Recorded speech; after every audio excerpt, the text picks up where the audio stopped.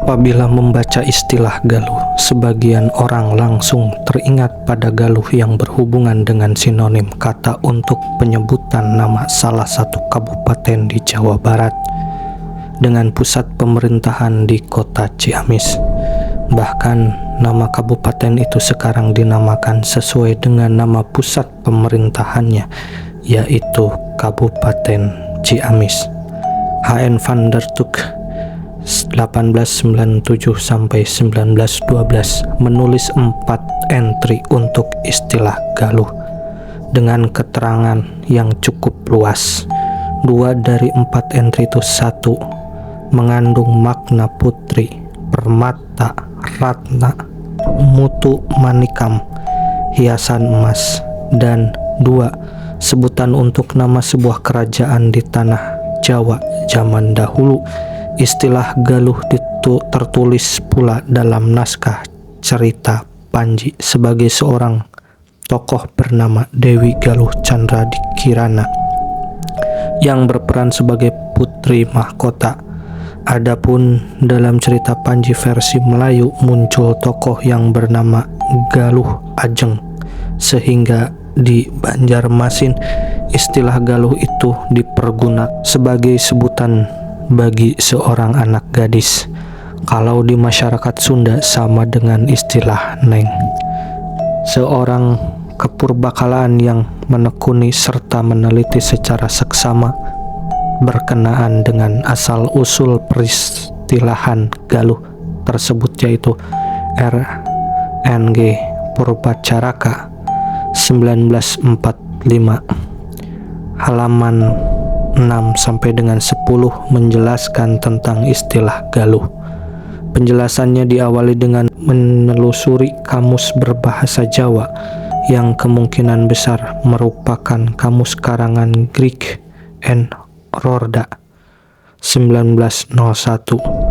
Istilah atau kata Galuh ada kaitannya dengan istilah dalam bahasa Sanskerta Galu, sejenis batu permata. Diterangkan dengan kawi Zeva, yakni seorang putri bangsawan. Dewi arti lainnya sebagai nama kabupaten yang beberapa waktu lalu termasuk Residenan Cirebon. Zaman dahulu merupakan sebuah ibu kota kerajaan. Purwadara Minta di dalam kamusnya mencatat kata Galuh dalam susastra lama berarti ratna, intan, putri, anak raja. Purbacaraka selanjutnya menguraikan istilah Galuh dalam kaitannya dengan nama sebuah kerajaan di Pulau Jawa pada masa silam sebagai berikut. Istilah Galuh hampir muncul dalam setiap karya susastra klasik berjenis serat babad. Sebagai contoh, pada serat babad nomor 1 halaman 257 terdapat kisah atas peristiwa seorang antara Raja Banjaransari dan Raja Jin perempuan di kerajaan Galuh. Serat babad tersebut tersimpan di Pusat Pembinaan dan Pengembangan Bahasa, dulu bernama Lembaga Bahasa dan Budaya Jakarta. Dua istilah Galuh terdapat dalam teks naskah berjudul Babad Tanah Jawi yang diedisi oleh Mensma. Istilah Galuh di sini adalah sebagai negarinya seorang tokoh yang bernama Arya Bangah.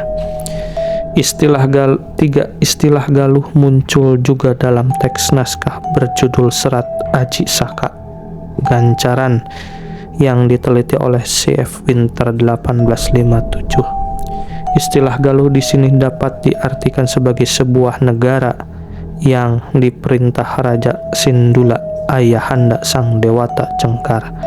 Diriwayatkan bahwa pada saat diserbu oleh Dewata Cengkar, Galuh yang dalam naskah itu dikisahkan sebagai sebuah negara tiba-tiba lenyap dan berubah menjadi hutan belantara. 4. Istilah Galuh tercatat dalam teks naskah Carita Parahyangan abad ke-16 berkaitan dengan sebuah kerajaan yang pernah diperintah Raja Sanjaya. Catatan nomor 1, 2, dan 3 itu cenderung hanyalah sebagai kisah legendaris. Namun mengenai catatan nomor 4 ini dapat dipandang sebagai legenda yang sangat mendekati kisah sebuah riwayat. 5. Istilah Galuh ditambah kata hak ujung menjadi nama tempat ujung Galuh. Berdasarkan teks naskah Pararaton, ujung Galuh merupakan tempat mengasingkan diri Sang Jaya Katawang, Raja Kediri.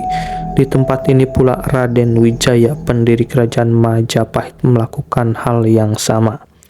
Jika istilah Galuh dibubuhi awalan pra, maka terbentuk istilah Pragaluh. Istilah ini merujuk pada nama sebuah dusun di desa Gandasuli, Keduk, tempat ditemukannya prasasti yang sampai sekarang belum dipindahkan. Catatan tersebut sangat penting karena memiliki nilai sebagai sumber data epigrafi bagi informasi historis.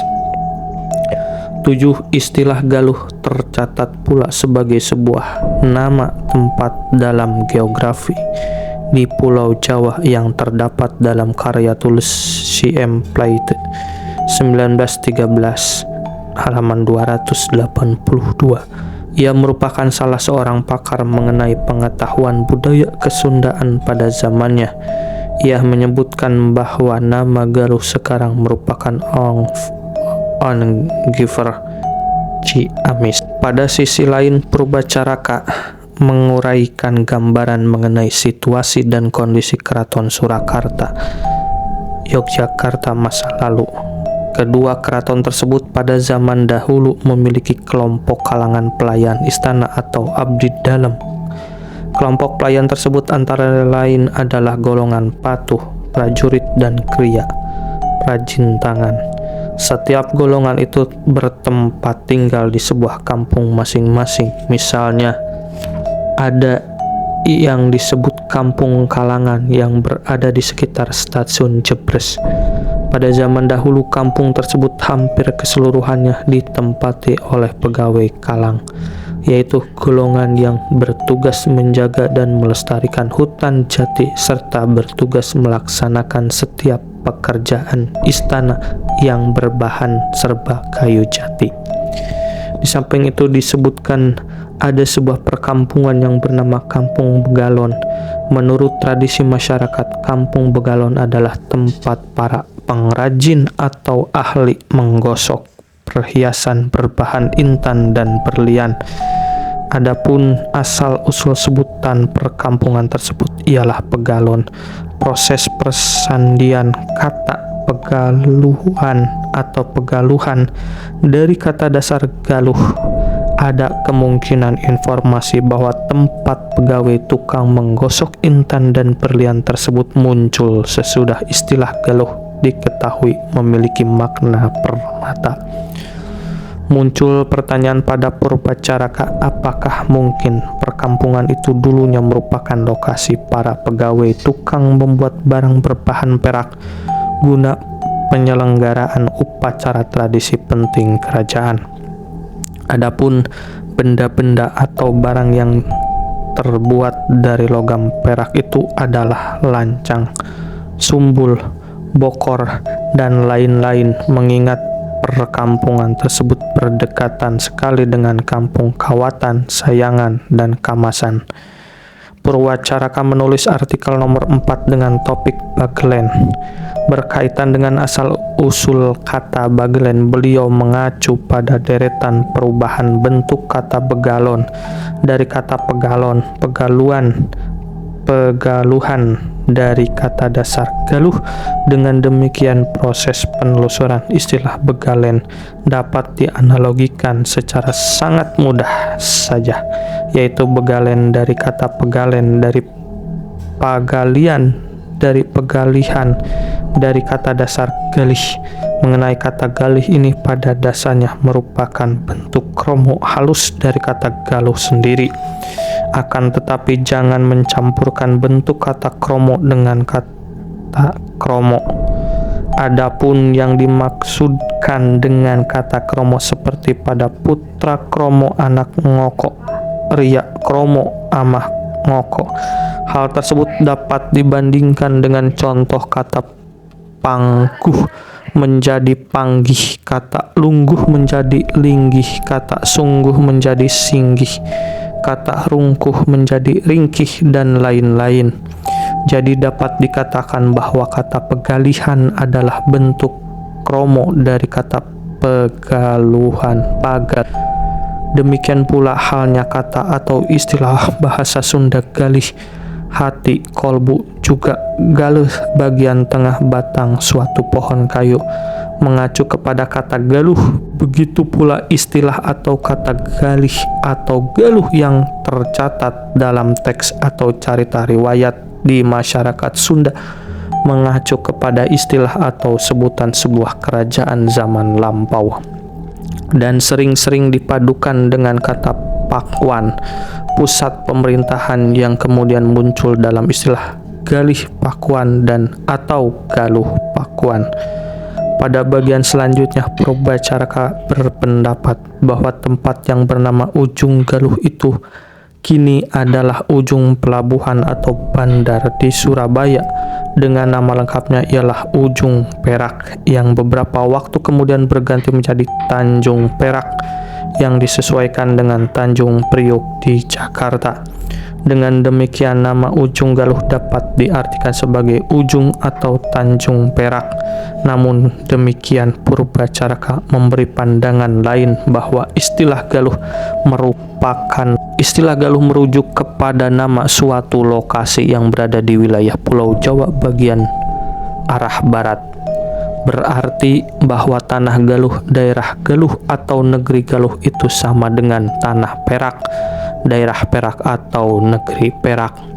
Dalam uraian atau catatan berikutnya dikemukakan bahwa kata atau istilah Galuh tercantum dalam teks naskah Nagara Kertagama kanto ke-78 pada ke-5 yang merupakan sebuah wilayah perdikan bersifat otonom keagamaan aliran Wisnu di sekitar daerah Dakulut, yang tidak menutup kemungkinan dalam istilah Sunda merujuk kepada nama Dayakolot, atau mungkin pula mengacu pada yang disebut Sukapura Kol. Dengan merujuk pada artikel CM Plaite 1911, Purbacaraka menegaskan bahwa pada masa lampau wilayah kerajaan Galuh meliputi daerah Banyumas, Cirebon bagian selatan, dan Priangan bagian timur.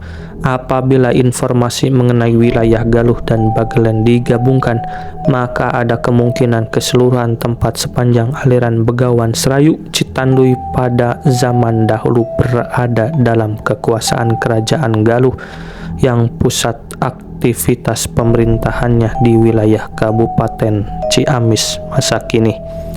Adapun berkenaan dengan perbatasan wilayah kerajaan Sunda itu pun masih terabadikan pada kisah-kisah tradisi lisan masyarakat Sunda dalam bentuk carita pantun. Di Melayu, hikayat di Minangkabau, Tambo di antaranya berjudul Ciung Wanara. Inti kisah pantun Ciung Wanara ialah peristiwa perebutan tahta kerajaan Galuh. Gambaran peristiwa perselisihan itu terjadi antara tokoh Haryang Banga dan Ciung Wanara, yang kedua-duanya merupakan putra Raja Galuh namun berlainan ibu. Tokoh Haryang Banga dan Ciung Wanara dilukiskan memiliki ilmu kanuragan yang sakti mandraguna, meskipun mereka terlihat ketika terlibat adu tanding satu lawan satu yang sangat hebat. Dalam adu tanding itu mereka sampai ke tepian sungai yang cukup besar. Di tepian sungai ini Haryang Banga terlempar secara tiba-tiba ke seberang timur sungai itu. Setelah itu mereka tiba-tiba sadar bahwa perselisihannya sama sekali tidak berguna. Mereka kemudian saling sapa dari tepian seberang sungai dan menyatakan bahwa pertarungan diselesaikan melalui jalan damai.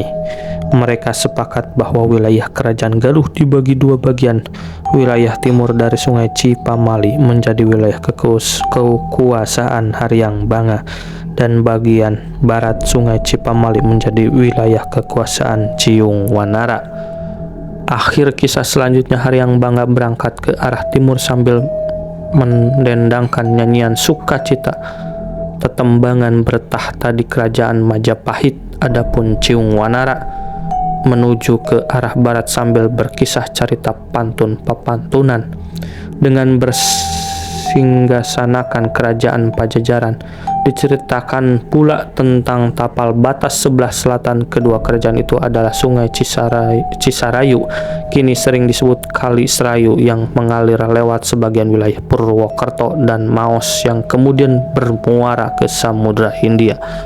Semenjak zaman Kesultanan Mataram pada abad ke-17 Masehi dan zaman kekuasaan Kompeni VOC pada abad ke-17 Masehi hingga masa awal abad ke-17 Masehi serta zaman kekuasaan pemerintahan Hindia Belanda pada abad ke-19 Masehi.